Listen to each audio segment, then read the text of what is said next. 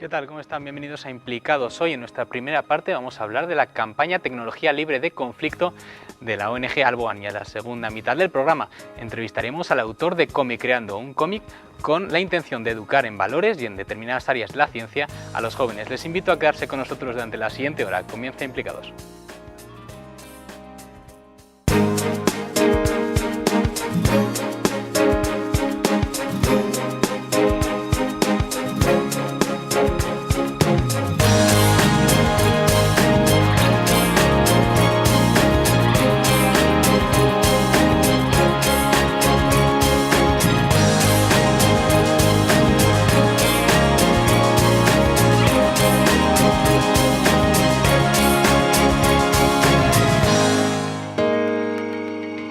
Como recordarán, la semana pasada hablamos de Ruanda, hicimos una reflexión del genocidio cometido hace 21 años en Ruanda y se nos quedó en el tintero poder hablar con la ONG Alboan de lo que hacen, de la labor que desarrollan en el Congo y en concreto de todo este tema que rodea a los minerales en conflicto, los minerales de conflicto. Por ello mismo vuelve a nuestro programa María Álvarez, responsable de proyectos de África de Alboan. Bienvenida. Hola, buenas. Y también nos acompaña Virginia Basurto. Ella es la responsable de la campaña Tecnología Libre de Conflicto y también es especialista en la parte de legislación europea de este asunto. Bienvenida, gracias por venir. Gracias a vosotros. Para situarnos un poco en este tema, en el tema de los minerales de conflicto, de cómo nos afectan a nosotros en nuestra vida, aunque parezca que no, vamos a ver un pequeño vídeo de 5 minutos que resume muy bien de lo que queremos hablar hoy aquí.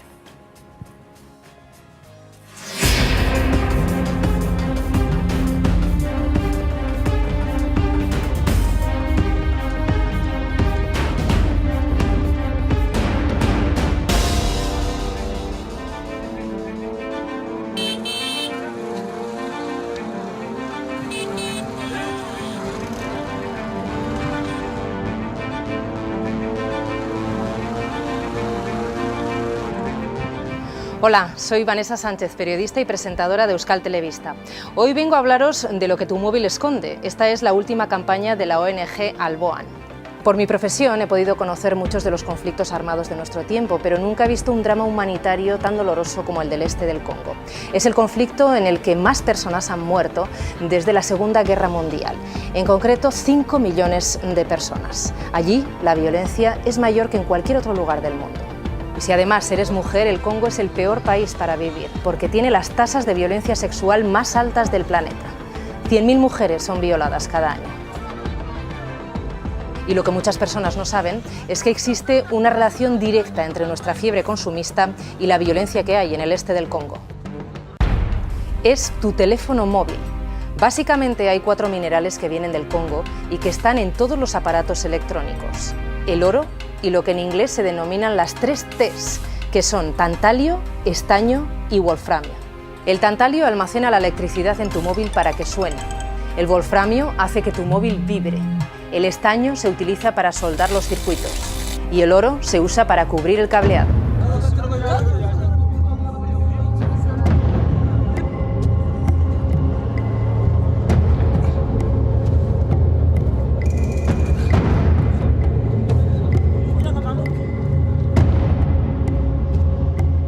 Los grupos armados ganan al año millones de dólares con el comercio de estos minerales. ¿Adivinas qué compran? Por eso los llamamos minerales en conflicto. Estos minerales realizan un largo recorrido desde las minas hasta tu teléfono móvil. Y los grupos armados en el este del Congo controlan las minas, cobran impuestos y dominan las rutas de contrabando.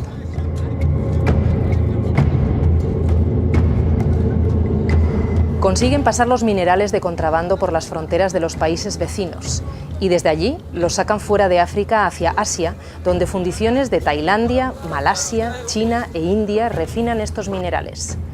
En las fundiciones, los minerales del Congo se mezclan con los que llegan del resto del mundo, lo que hace que sea difícil, pero no imposible, seguirles el rastro.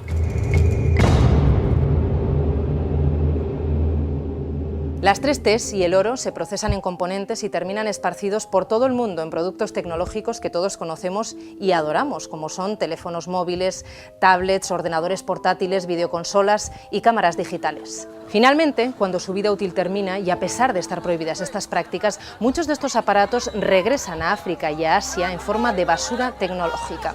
Se esconden en envíos para el mercado de segunda mano, pero lo cierto es que terminan en vertederos muy lejos de nuestras fronteras. La contaminación y el deterioro medioambiental que provocan acortan la vida de la población local y destruyen sus medios de vida. Mientras las milicias y los grupos armados en el Congo luchan por el poder, la violencia se utiliza para intimidar y castigar a la población civil. Solo en 2013, 1 millón de personas huyeron de sus hogares escapando de la guerra y la violencia. Estas son las malas noticias que tu móvil esconde. Y las buenas noticias son que, como tenemos un papel directo, por muy involuntario e inconsciente que sea, en contribuir a alimentar la violencia, también podemos terminar con ella. Necesitamos crear una demanda de productos tecnológicos libres de conflicto. Tenemos que contactar con políticos y empresarios y decirles que queremos tecnología libre de conflicto. Visita la web tecnologialibredeconflicto.org y deja tu email en apoyo a la campaña. Aprende más, comparte, hazte activista, dona tu viejo móvil por el Congo o destina dinero a proyectos con refugiados en Congo. Tras más de 5 millones de muertes en el este del Congo, ¿no ha llegado ya la hora de parar esta masacre? Todos podemos ayudar a que termine la guerra en el Congo. Y ahora te toca actuar a ti.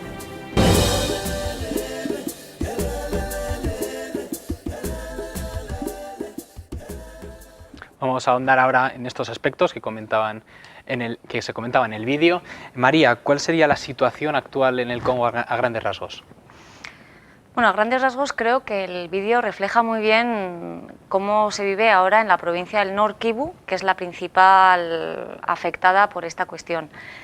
El Nord Kivu es una provincia congoleña que tiene como 5 millones de habitantes, más o menos, de los cuales 1 millón, como ha dicho la presentadora, está desplazada internamente, es decir, dentro de la provincia, escapando del número importante de grupos rebeldes de todo tipo que intentan controlar una zona u otra.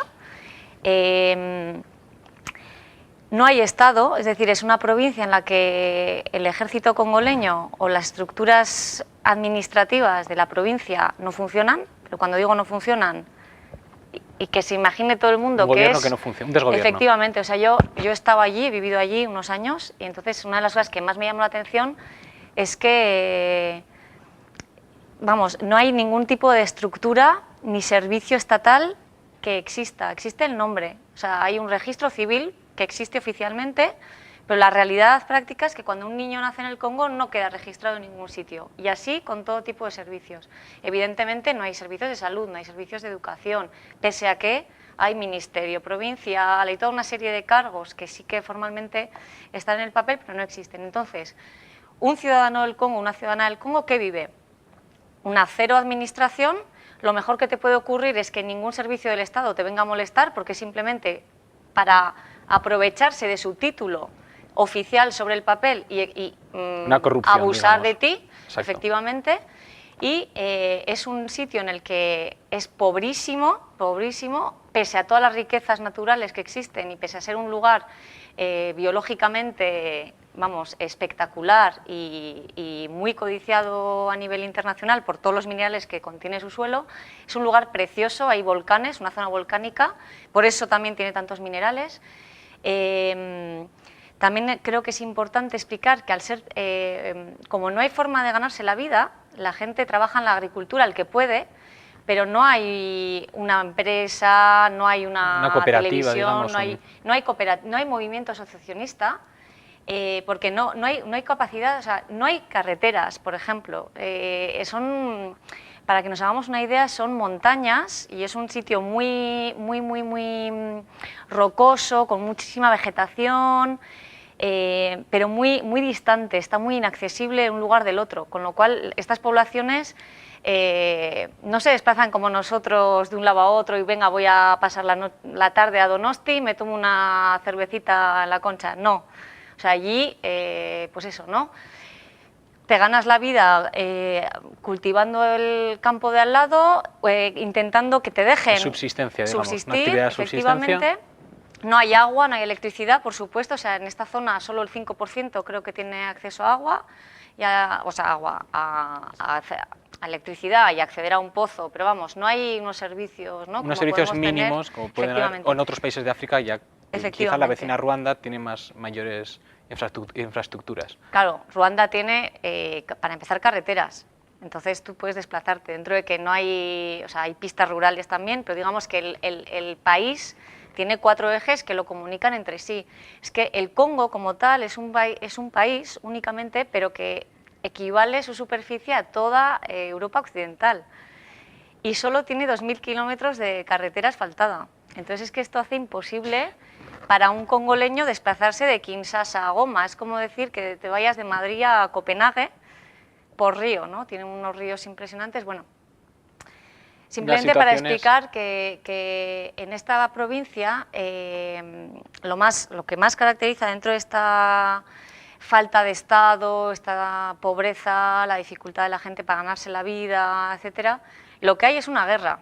El otro día no encontraba el término cuando vine aquí, estaba entre conflicto armado y esto es guerra. ¿Pero guerra aquí, entre 2 bandos o guerra entre muchos bandos? Claro, guerra es una guerra económica, porque siempre nos han vendido la moto de son estos africanos, los hutus, los tutsis, nos pegamos unos líos. Aquí sí que hay tensiones étnicas en esta zona, evidentemente, pero el origen y la causa de la guerra es el control de los recursos naturales, en este caso de los minerales. ¿Y cuánta gente trabaja comentábamos antes que trabajaban en temas de subsistencia, pero cuánta gente puede llegar a trabajar en el Congo en extracción de minerales y además de unas condiciones bastante lamentables? Eso es imposible de decir, lo mismo que te decía que no hay datos. ¿Pero cuál es una forma de subsistencia para ellos?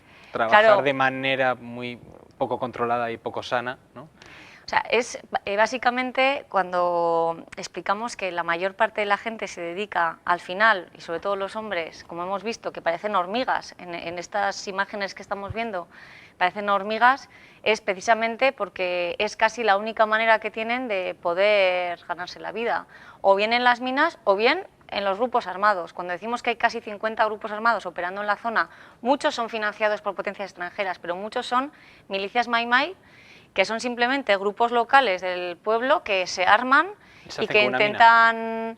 Sí, se hacen con una mina y defienden su pueblo. ¿Y quién reparte, digamos, ahí se reparte alguna licencia de explotación en algunas de estas minas? ¿Cuántas son ilegales? ¿Cuántas son, digamos, legales, entre comillas? Hay un Ministerio de Minas en el Congo y hay ciertas minas que sí que están bajo tutela ministerial y están reguladas, pero son la minoría. Se estima actualmente que el 80% son ilegales. Es un dato muy orientativo y que nosotros utilizamos, pero que sabemos que puede ser... También sabemos que el 20% de toda... O sea, solo se está extrayendo y declarando el 20% de todo lo que existe. Y entonces, digamos que esto hace que... Y al ser un negocio principalmente ilegal, que no aparece, claro, no hay estadísticas, no hay datos y precisamente se quieren esconder, ¿no? Con lo cual es muy difícil cuantificar, pero vamos, la mayoría es ilegal. Y la mayoría es controlado por grupos armados ilegales, evidentemente, que están apoyados por potencias extranjeras, que están interesados en recibir de esos grupos rebeldes la materia prima que luego las empresas multinacionales extranjeras van a querer comprar. Entonces ahí está toda la vinculación con nosotros, ¿no? Que como muy bien dice el vídeo también, luego se desdibuja, luego explicará mi compañera cómo al final todo el entramado es tan complejo que nadie se responsabiliza al final. Todos somos responsables, pero nadie es el único responsable, ¿no?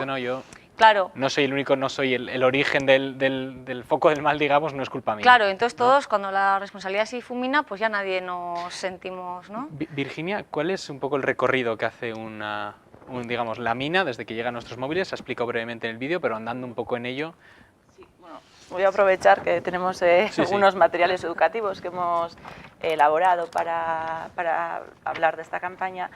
Un poco el recorrido es el que mencionábamos en los vídeos, ¿no? Estos minerales, centrándonos en estos 4 minerales que vienen del este del Congo, saldrían de las minas que están en los Kivus, ¿no? Que, como decía María, y estas minas salen por tierra, ¿no? A los países vecinos, y de ahí por mar van a fundiciones del sudeste asiático. El sudeste asiático es donde básicamente todos estos minerales se juntan con minerales de otros países Y entonces, como también el vídeo bien mencionaba, ¿no? Mezclamos todo y hacemos el producto semi terminado, ¿no? Y de ahí luego saldrán los microchips, de ahí saldrán las placas electrónicas, de ahí saldrán los condensadores de tantalio, ¿no? Entonces, este es un punto clave para darnos cuenta de dónde vienen, ¿no? Porque una vez que ya está en componentes, podemos pasar a las empresas manufactureras que pueden estar en China o que pueden estar en Centroamérica, y nosotros al final recibimos en nuestras manos, tenemos nuestro móvil, pero no sabemos realmente este material que está aquí dentro de dónde ha llegado. Es muy importante también mencionar que uno de los principales problemas que tenemos era precisamente poder responder a las preguntas que tú nos planteabas, ¿no? Pero ¿cuánto es ilegal? ¿Pero cuántas personas viven de ello? Al ser todo ilegal, al ser todo clandestino... No sabe exactamente qué porcentaje viene del Congo, cuál pertenecería a esas minas del Eso Congo. es, por eso es muy importante para nosotras ser capaces de establecer mecanismos que puedan seguir el rastro. Nosotros hablamos de trazabilidad, ¿no? Pero al final es poder decir, esto que está aquí, esta chapita que está aquí dentro almacenando la electricidad de mi móvil, ¿de dónde viene? Y que podamos ser capaces de hacer el recorrido hacia atrás y poder analizar en cada momento en qué condiciones y de qué lugares proviene ¿Y de qué modo somos cómplices también, involuntariamente, claro, pero de este conflicto? ¿Qué está haciendo la Unión Europea al respecto? Eres especialista también en esta parte, en la legislación europea. ¿Qué ha hecho, qué está haciendo, qué tiene que hacer? Porque estos meses, además, se va a votar, se va a aprobar una ley sobre este tema. Eso es. Bueno, pues antes de entrar con la Unión Europea, ¿me permites un minuto? Sí. Lo que tenemos en este momento es intentos a nivel internacional de poder regular este comercio ilícito, ¿no?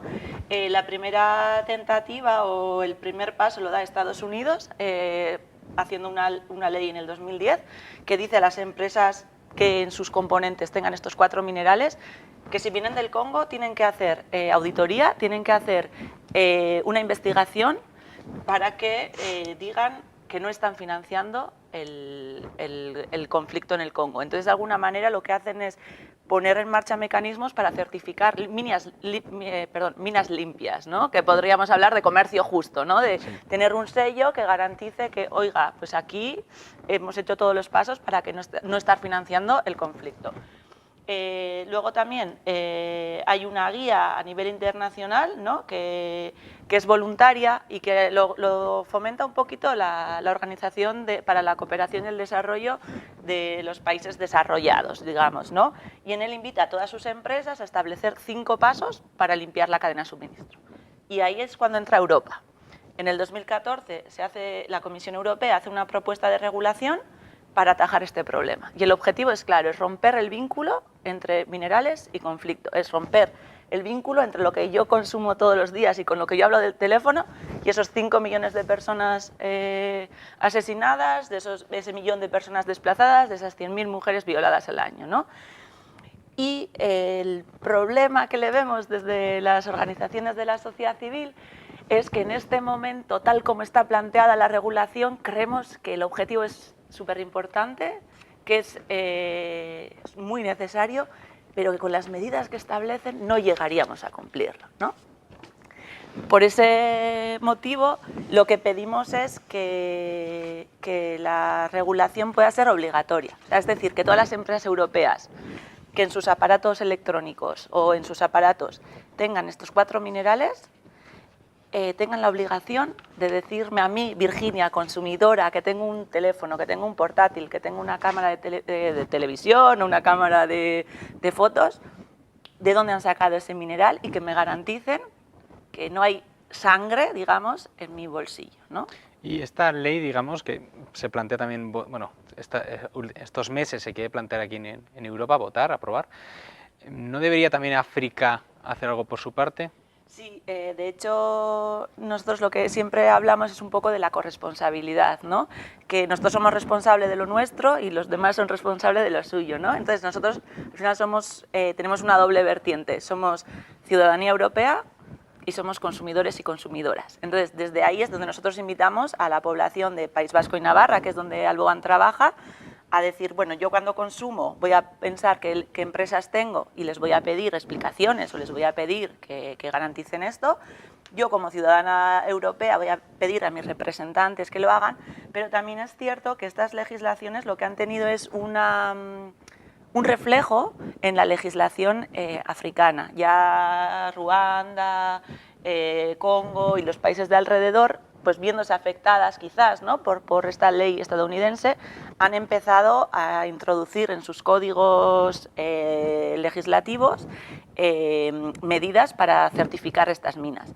El problema principal, ¿cuál es?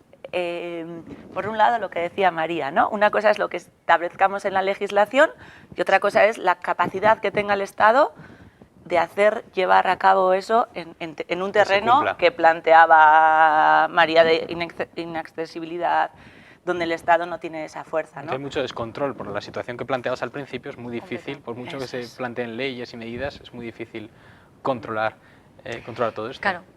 Sí, bueno, ahí lo que nosotros desde Alboan un poco hacemos hincapié o tratamos de visibilizar es que nosotros podemos hacer solo lo que está en nuestra mano, pero ese solo tenemos que hacerlo. Sobre eso mismo te quiero preguntar, sobre las campañas de concienciación, digamos, de sensibilización que hacéis en Tecnología Libre del Conflicto, desde la campaña.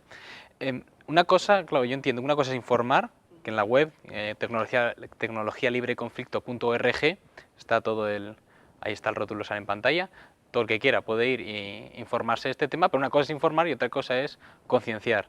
¿Realmente cómo lográis que la gente se conciencie de este tema, sobre todo que afecta tanto a nuestra vida, que todos tenemos cámara, teléfono, videoconsola? Bueno, ahí nuestra idea, y que con esta campaña estamos tratando de hacer, es ser una campaña integral, ¿no? Y al final darle la posibilidad a las personas de que cada uno y cada una, desde sus propias posibilidades, pueda hacer algo para cambiar. Creemos que es importante informar, pero que demos como posibilidades de acción, ¿no? Por eso, cuando hablamos de la regulación, pues puede sonar muy lejano, pero con eso hacemos una acción de recogida de firmas, que también en la web de la campaña, tecnologialibreconflicto.org/firma, pueden dejarnos las personas interesadas su firma, y con eso nosotros estamos haciendo una ronda de visitas a europarlamentarios y europarlamentarias del País Vasco y Navarra, que están trabajando en Bruselas, para hacerles llegar las voces de, por un lado, esas personas que están trabajando, ¿no?, en los kibus, pero también de las más de 9.000 personas ya que han firmado aquí. ¿No se encarecería el precio de los móviles?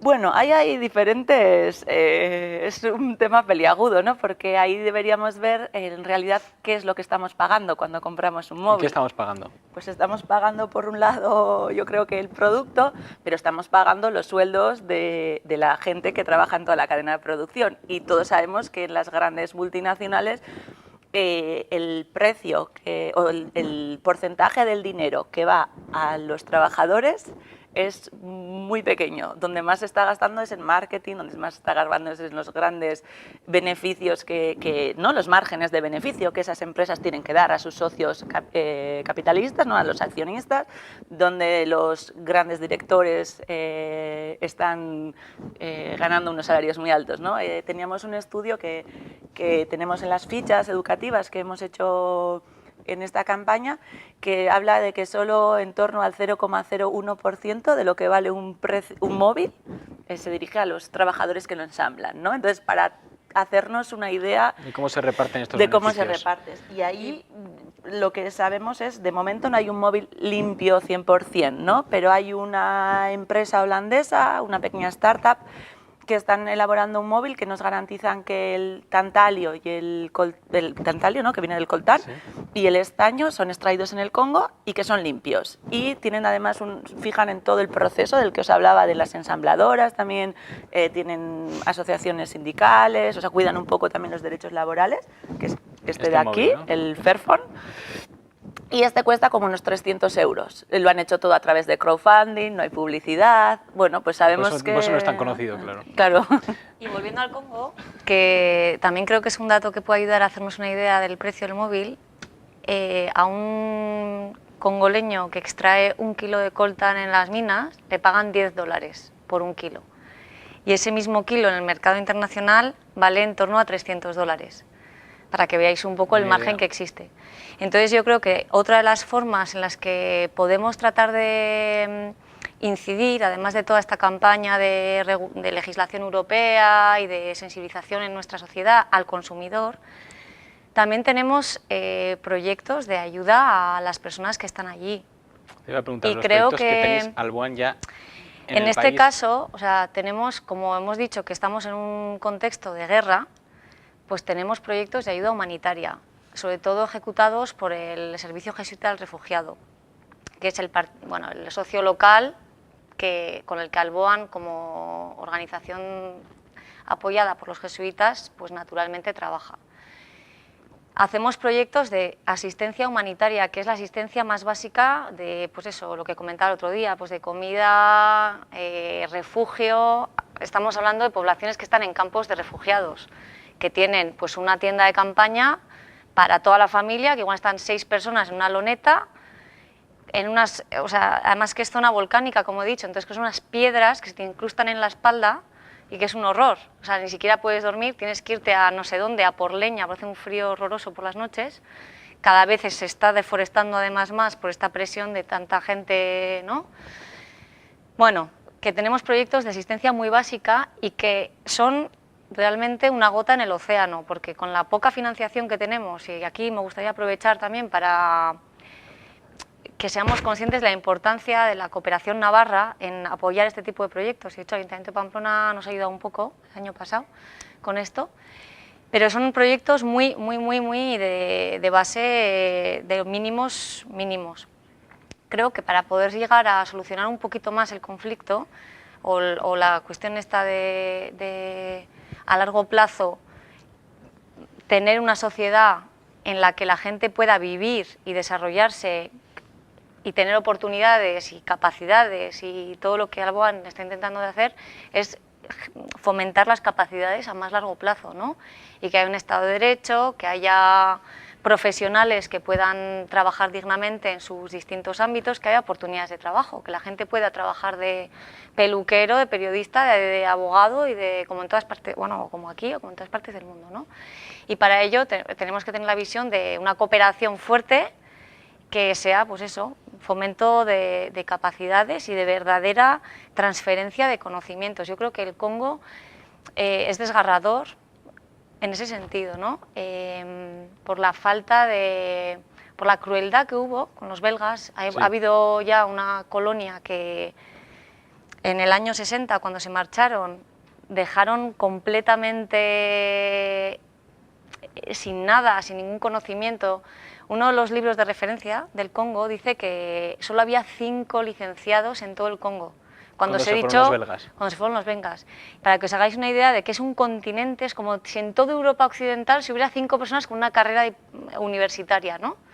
Entonces, luego gestionar un continente así, que no tiene infraestructuras, que no tiene conocimientos, que no hay tecnología, que no hay ordenadores, eso es lo que digo, es que no sabemos, o sea, a día de hoy se habla de 70 millones de congoleños, pero es que puede haber 85, o sea, porque no tenemos ni idea ni de cuánta gente hay, o sea, hay una falta tal de estructura, pero ya de estructura mental casi de Estado de Derecho, o sea, es como no existe nada, todas las seguridades psicológicas. Yo, una de las cosas que viví era decir, claro, aquí tenemos una confianza básica en la vida desde el momento en el que piensas, bueno, si hay una red de normas que rigen mi sociedad y que funcionan, luego estaré o no de acuerdo, ¿no? Pero aquí, entonces yo creo que la forma en la que Alboan está trabajando y vamos a construir esa sociedad desde los derechos humanos, del respeto a las libertades y del fomento de las capacidades a muy largo plazo, necesitamos el apoyo de todas las instituciones públicas y privadas, navarras y vascas,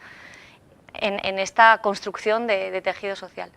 Y ya para terminar, que no hemos hablado de este tema y me parece que es fundamental, es todo el tema de la violencia a las mujeres, que salía en el vídeo, que ha quedado muy poco reflejado en este programa, no vamos a insistir, pero creo que es importantísimo que tengamos claro que las mujeres las están masacrando en esta parte del Congo, que es desgarrador, como he dicho, y conmovedor la manera en la que están sufriendo físicamente las consecuencias de la tortura sexual a la que están siendo sometidas, pero como arma de guerra. Creo que esto es un arma de destrucción masiva, como otras, que está haciendo que la sociedad congoleña de estas provincias del Nord Kivu y del Sur Kivu estén completamente destrozadas, ¿no? Entonces, Vía Mujeres está destrozando la sociedad, porque todo esto solo puede ocurrir porque todos los intereses económicos que hay en la zona, unidos a toda esta falta de estructuración local y del Estado congoleño y a los intereses de los propios congoleños, algunos que están en la élite, que también se están lucrando, y que no les interesa, y que no les interesa y que les da igual que la pobre gente, pues que sus propios compatriotas, pero allí es la ley del más fuerte. Y en guerra, repito, en guerra es sobrevivir y nos da igual que sea congoleño. Yo he visto las peores cosas de un congoleño que tiene capacidad a otro congoleño que está por debajo, ¿no? Ahí es la ley del más fuerte. Vamos a quedar con estos datos que hemos dado a lo largo del programa. Claro, pero como decía Virginia, nos tenemos que quedar con lo bueno, en seguir trabajando, en pensar que si todos participamos... ¿Qué podemos hacer nosotros? Efectivamente. Vamos a repetir la web, tecnologialibreconflicto.org, y también la web de Alboan, alboan.org, para aquellas personas que quieran hacer donativo, que quieran acercarse, que quieran conoceros, o sobre todo para donativos, ¿no? que es un poco para cualquier cuestión. En Pamplona estamos en la avenida Barañain, el que le interese el tema del Congo, vamos, encantados de compartir toda la información. Temas que tenéis en la ONG, pero en concreto de este, cualquiera que se pase. Muchísimas gracias a las dos, Virginia, María, por venir. Muchas gracias. Y ahora vamos a pasar unos minutos a publicidad y a la vuelta volvemos para hablar de Cómic Creando, un cómic educativo.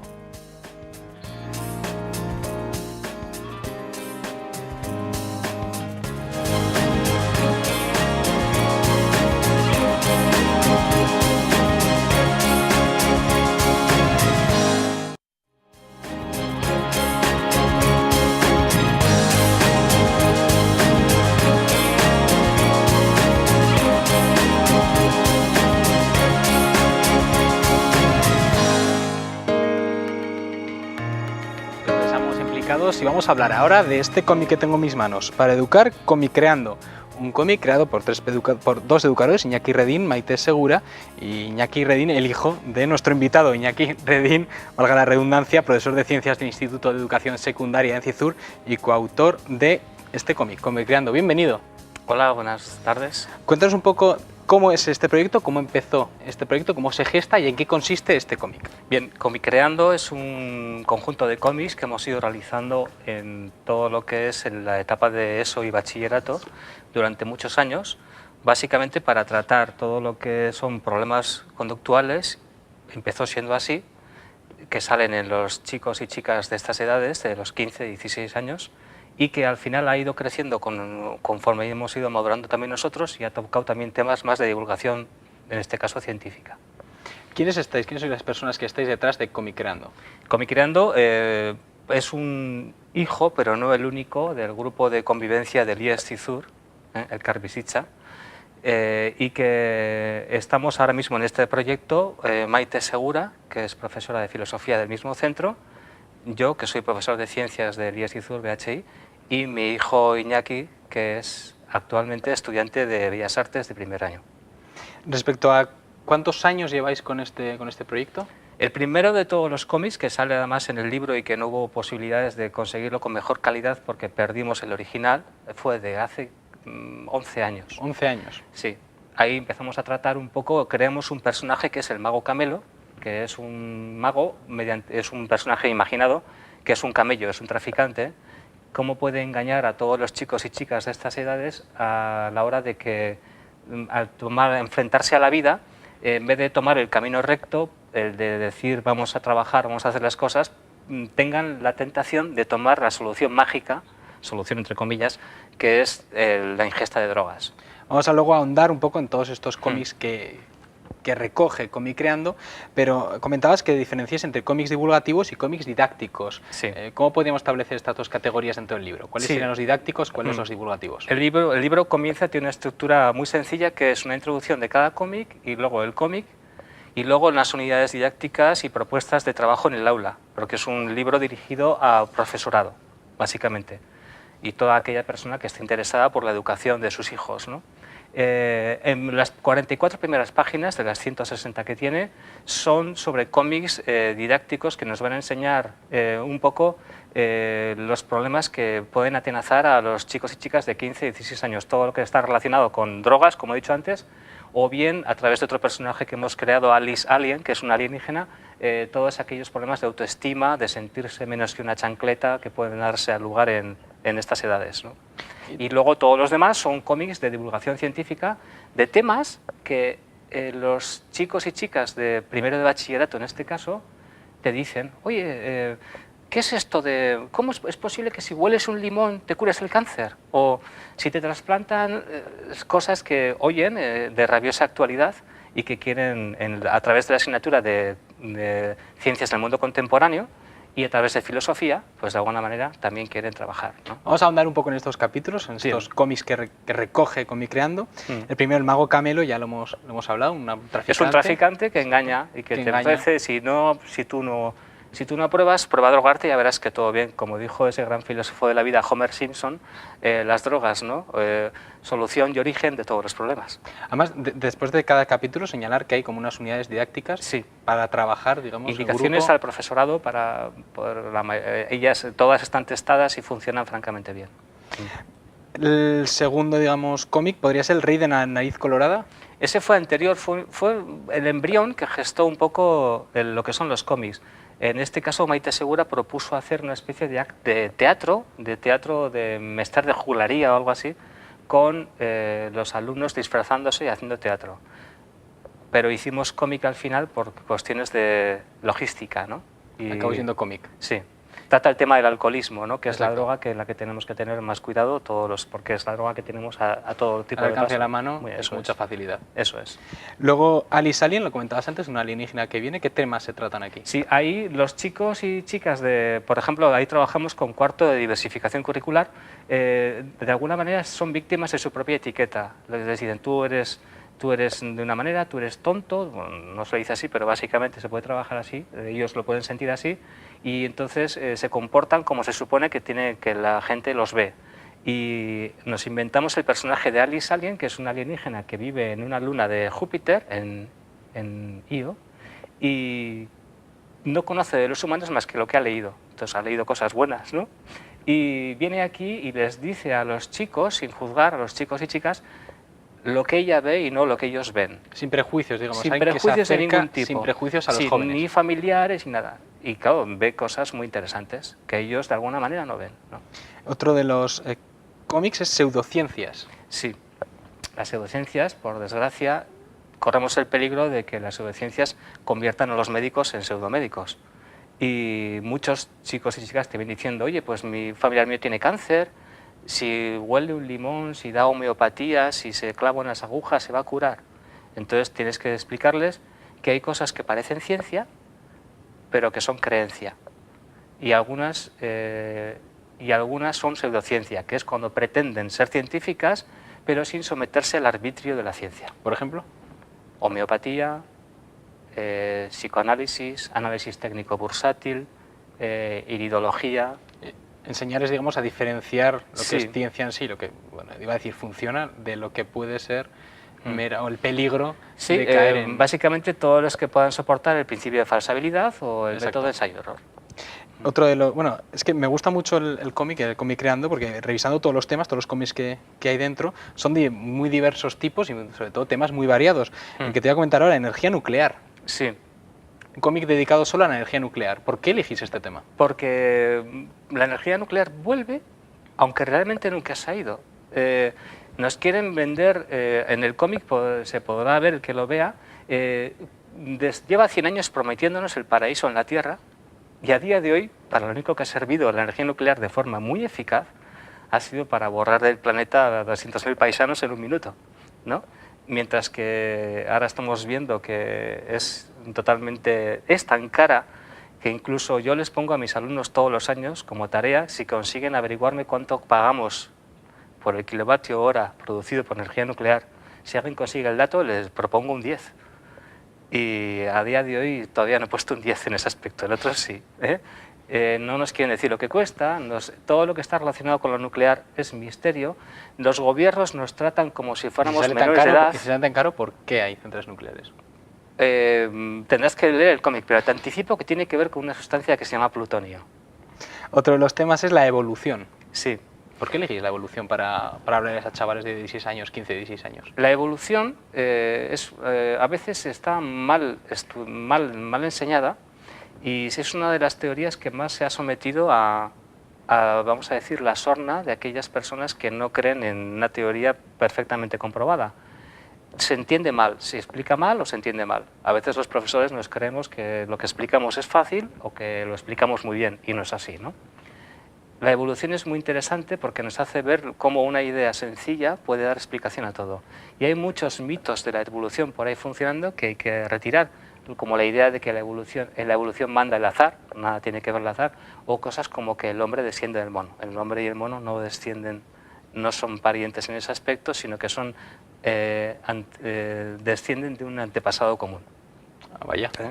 Son cosas que se dicen porque desde muchos ámbitos se ha querido falsear esta Incluso teoría. los dibujos animados, que me estoy acordando yo ahora, que también se ha llegado Sí, a hablar de... sí, no.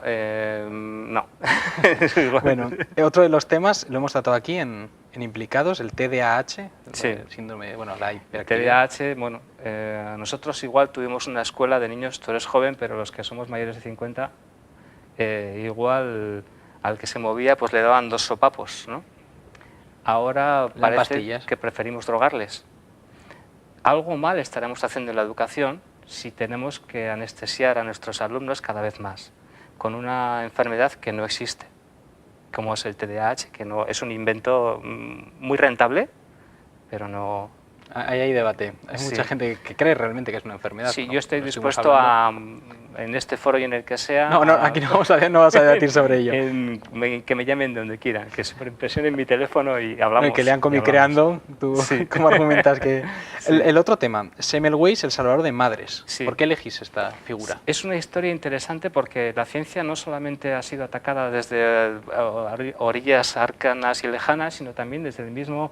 No desde la ciencia, sino de los científicos. La gente confundir ciencia con científicos, como confundir música con músico o arte con artista, ¿no? Puede que los científicos no estén por la labor de hacer ciencia, entonces se convierten en pseudocientíficos. Semmelweis tuvo el mérito de decir, después de hacer una autopsia o una disección de un cadáver en la universidad, hay que lavarse las manos para atender a las parturientas, cosa que ahora mismo todo el mundo entendería. En la época de Semmelweis, la idea de que un médico pudiera transmitir la muerte en vez de la vida era tan lejana e inconcebible que optaron por no creerle. Y Semmelweis es un final trágico, el final trágico de los héroes de verdad, ¿eh? Es una historia conmovedora.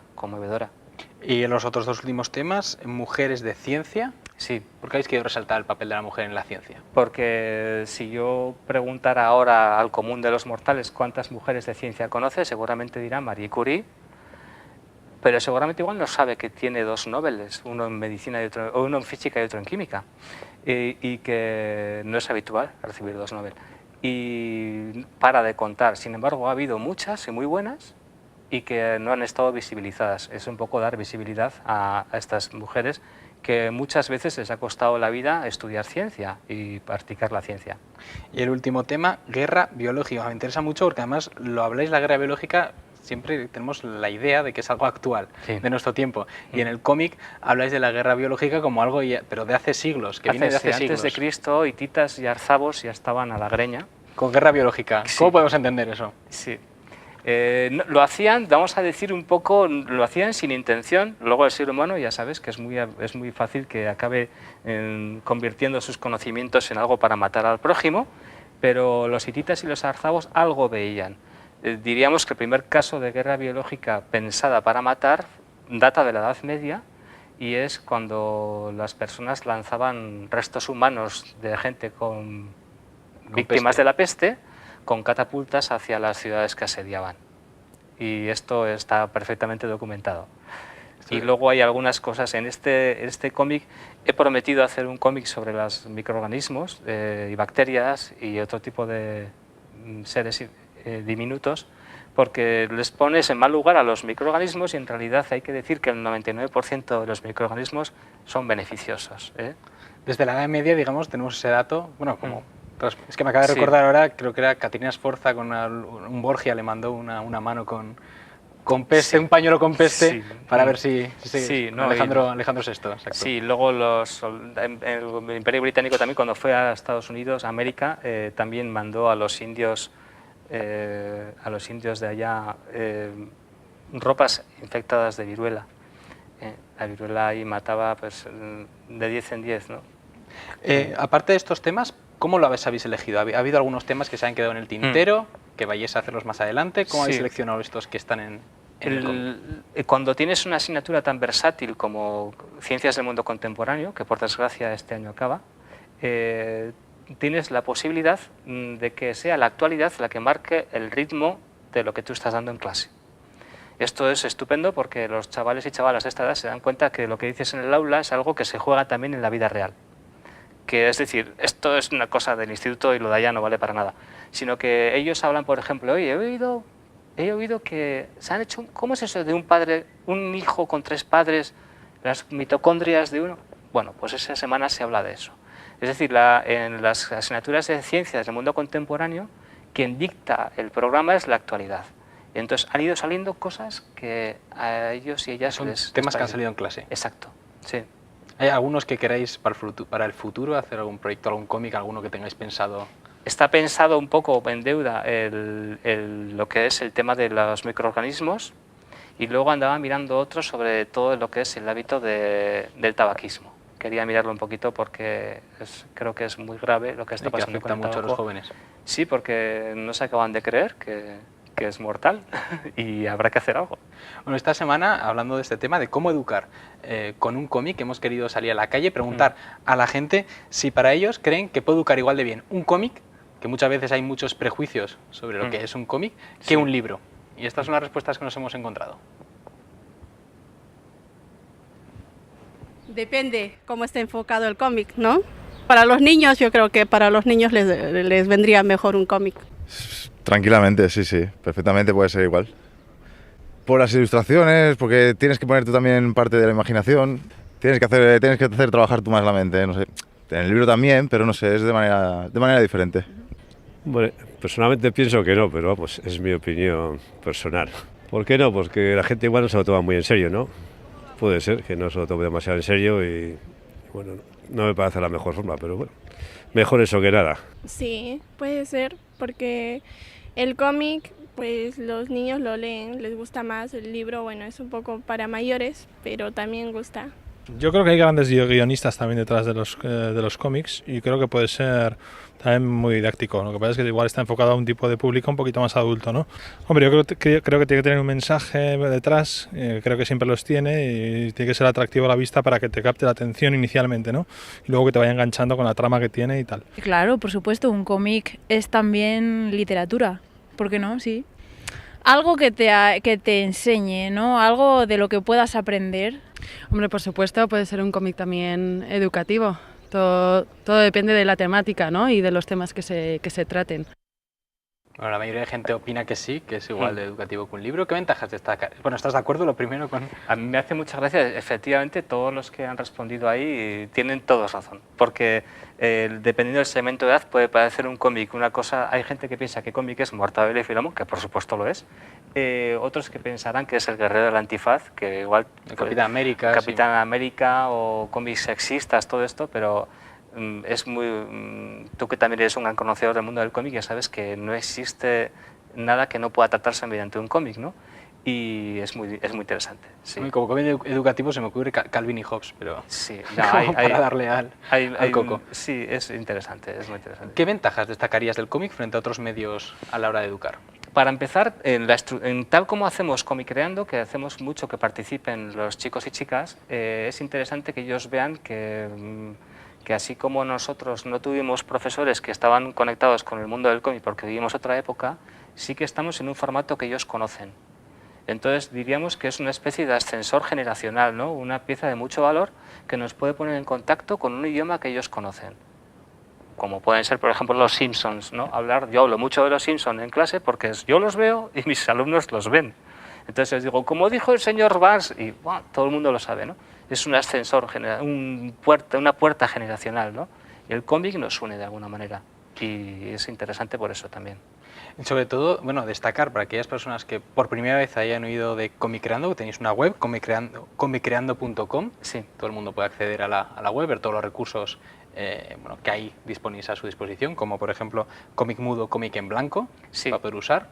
En breve pondré además también algunos cómics que he traducido al euskera, y sí que decir a todos los profesores y profesoras que quieran participar de esto, que pueden bajarse incluso los cómics en formato PDF para dar a los alumnos para trabajar y todo Para esto, trabajarlos en con clase. licencia Creative Commons. O sea, no... Para ir finalizando, ¿dónde podemos adquirir este cómic que tengo ahora en mis manos? Este compendio, esta recopilación de todos los cómics. Para mí hay una tienda obligatoria que es TVO, de la calle La Merced, la tienda de toda la vida de cómics, donde está ahí Julio, y luego también en Catacrack, en la calle Mayor, y luego dirigiéndose a mí en el Instituto Cizur, por ejemplo. En el Instituto de Cizur, preguntado por por mí, no habría ningún problema. Perfecto. Pues muchísimas gracias, Iñaki, por venir aquí, por estar implicados, por Alejandro. enseñarnos tu trabajo, este cómic, Comicreando. Y a todos ustedes les espero la semana que viene a la misma hora. Pasen una feliz semana.